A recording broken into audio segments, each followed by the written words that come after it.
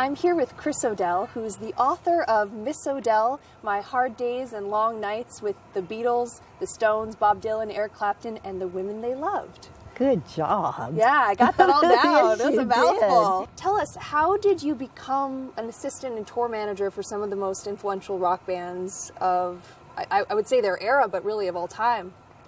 By accident. It was totally by accident. I lived in Tucson, which is where we are again, and I decided it was too boring here, so I went to LA. I ran away from home and went to LA, and before I knew it, I was working at a record company, totally a nondescript record company, but I met an A&R man, who's a promotion man, for A&M Records, and he introduced me to Derek Taylor, who had been the Beatles' publicist and press agent. We became friends, and he said, "Why don't you come to London and work for the Beatles? They're just opening Apple."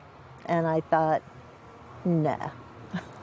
Yeah, are you serious? Are you kidding? Were you really into music? I was very into music. My dad was totally into country music. So as I grew up, I heard country music. We lived in Oklahoma. And he turned me on to Elvis and Jerry Lee Lewis. And then I kind of on my own got to Motown. And from Motown, then along came the Beatles. And I went, this is cool. This is different. It was so different than the pop kind of music we were hearing then. I just loved it. I loved music. It was always around me. Tell us about your book. How did you decide to write the book, and what are some of your favorite parts of it? I knew I was going to write this book for years. I had an article that was an interview I did in 1969 when I worked at Apple, and it came out actually in Girl Scout magazine, although it was supposed to be Parade magazine. I kind of dropped a notch. It said, "Chris and the Beatles, the girl who is living the life of millions of people." And I went, wow, that's probably true. So I thought, I would like to someday let them know what it was like and who these people were on the inside. And so I kept stories in my brain and on paper, and so I knew I would do it. It was just when. How did you balance the idea of, spilling what you wanted to spill, but then yet still being respectful of the bands? The loyalty to the Beatles was that you didn't talk about it. You didn't talk about what you saw. So that kept me from doing it for a number of years. It kept many people from doing it. And then I just thought, God, come on now. I'm old enough to take responsibility for my own choices. So I decided to do it. One thing I've always believed is that the story that I can best tell is about me. And if other people happen to be around that's I'll tell what I can of them. But the person I'm willing to lay out on the table is me. And so I tried to keep that philosophy through all of it, but at the same time let people know what these people were like through my eyes. But yet I have a lot of respect for them. Many of them I'm still in touch with. So, I tried to be careful with that, discreet.